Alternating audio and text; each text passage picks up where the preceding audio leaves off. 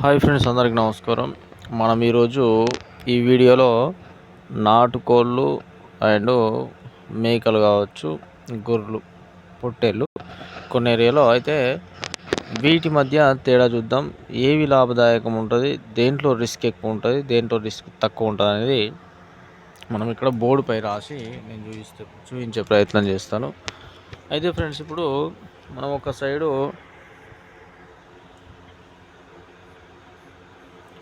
నాటుకోళ్ళు తీసుకున్నాము, ఇంకో సైడు మేకలు తీసుకుందాము. ఫస్ట్ మనకు ఈ నాటుకోళ్ళకు సంబంధించి వివరంగా చెప్తాను. దీనికి మనము రక్షణ చాలా ఎక్కువ తీసుకోవాల్సిన అవసరం ఉంటుంది. ఎందుకంటే షెడ్ వేసుకున్నంత మాత్రాన ఈ కోల్డ్ అనేది మనకు పిల్లులు కావచ్చు, ముంగిసలు కావచ్చు, గ్రద్దలు, కాకులు, ప్లస్ కుక్కలు, పాములు, వీటన్నీ కూడా ఇవన్నీ కూడా వీటిపై దాడి చేసేటటువంటి ఎనిమల్స్ అన్నమాట.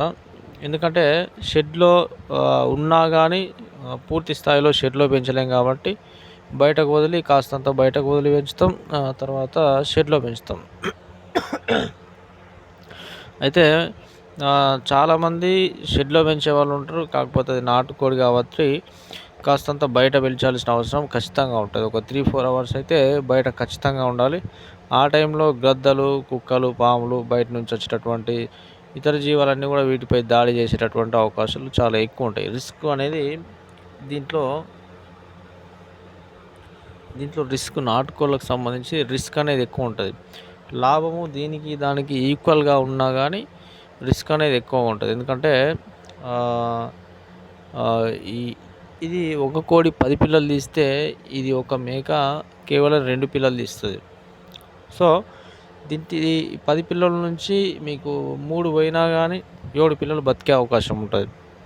ఇందులో 2 ఉంటాయి కాబట్టి ఒకటి చచ్చిపోయినా కానీ ఒకటి బతుకుతుంది కేవలం. సో ఇక్కడ మనము ఇవి ఎక్కువ శాతం సంఖ్య అనేది తొందరగా పెరుగుతుంది ఈ నాటుకోళ్ళది. వీటి సంఖ్య మాత్రము చాలా తక్కువ పెరుగుతుంది అన్నమాట.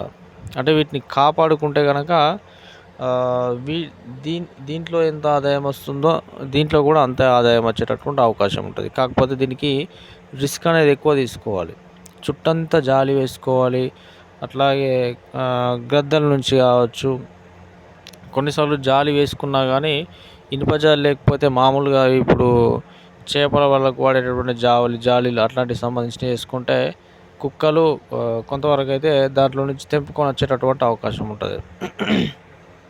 సో ఏ విధంగా చూసుకున్నా కానీ ఈ నాటుకోళ్ళు 100లో నుంచి మనకి ఈజీగా ఒక 50 అయితే మైనస్ అయిపోతాయి, చనిపోయే అవకాశం ఉంటుంది.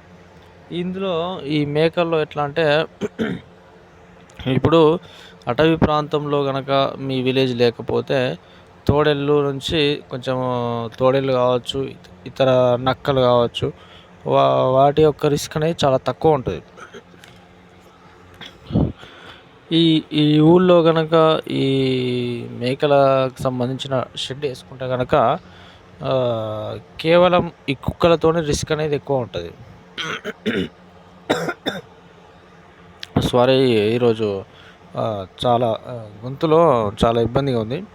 సో దీంట్లో రిస్క్ అనేది చాలా తక్కువ ఉంటుంది, దీంట్లో రిస్క్ అనేది చాలా ఎక్కువ ఉంటుంది. కాకపోతే ఇక్కడ ఎక్కువ సంఖ్యలో మనం కోళ్ళు అనేది పెరుగుతుంది అనమాట. ఒక్కొక్క కోడి 10 నుంచి 15 ఇట్లా తీస్తుంది, తక్కువ తీస్తుంది అనమాట. సో ఏదేమైనా కానీ ఇందులో ఎవరైతే రిస్క్ ఉన్నా సరే నేను ఇవే పెంచుకుంటా అంటే ఇవి పెంచుకున్నా పర్వాలేదు, లాభం అనేది ఎక్కువనే ఉంటుంది. ఎందుకంటే మనము 100 కోళ్ళు పెంచుతున్నామంటే ఒక్కొక్క కోడి 100 గుడ్లు పెడుతుంది.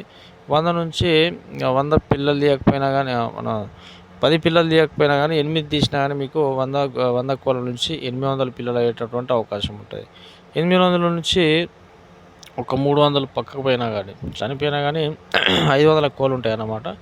500 కోళ్ళు అమ్ముకున్నా మీకు ఈజీగా 3,50,000 నుంచి 4 లక్షలు వచ్చేటటువంటి అవకాశం ఉంటుంది. ఇక్కడ ఇవి తక్కువ తీస్తాయి పిల్లలు. అట్లాగే ఒక్కొక్క మేక ఎక్కువ రేటు పోతుంది అన్నమాట. ఇది 600కి ఒక కోడి పోతే ఇది 10,000, 12,000 ఇట్లా పోతుందన్నమాట. ఏది మీరు 2 సైడ్‌లో చూసుకుంటే దీంట్లో రిస్క్ ఎక్కువ, ఆదాయము సేమ్. దీంట్లో ఎంత వస్తుందో దాంట్లోనే అంత వస్తుంది. దీనికి రిస్క్ తక్కువ, సేమ్ ఆదాయము దీనికి ఎంత వస్తుందో దీనికి కూడా అంతే వస్తుంది. ఎవరికి నచ్చింది వాళ్ళు పెంచుకోవచ్చు. అంటే ఎవరికి దేంట్లో అనుభవం ఎక్కువ ఉంటే అది పెంచుకుంటే బెటరు. ఇది ఫైనల్‌గా నా ఒపీనియన్. ఎందుకంటే నేను కోళ్ళను పెంచుతున్నాను కాబట్టి దాంట్లో ఉన్నటువంటి రిస్కులు నాకు తెలుసు. సో వీడియో నచ్చినట్లయితే ఒక లైక్ చేయండి. మన ఛానల్ని ఎవరైనా సబ్స్క్రైబ్ చేసుకునే వాళ్ళు ఉంటే వెంటనే సబ్స్క్రైబ్ చేసుకోండి. Thank you for watching.